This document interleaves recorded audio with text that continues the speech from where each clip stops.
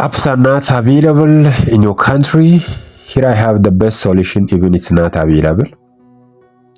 What you have to do now is just go and search for the apps, and apps are not available in Play Store. So the best solution, even if it's not working, what you have to do is connect your internet with VPN.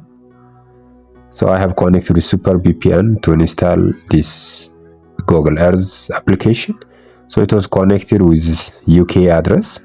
Now go back and on the search menu Google Earth, and now as you can see the installation icon is activated. If there is available, you can install, and I'll install any apps from Play Store.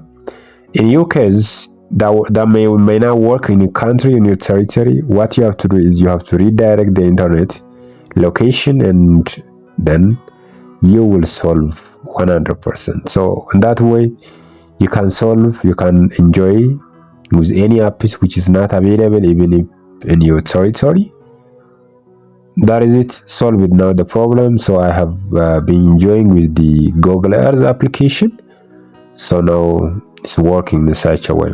So there is a way. If you have any question regarding with that, put in the comment section.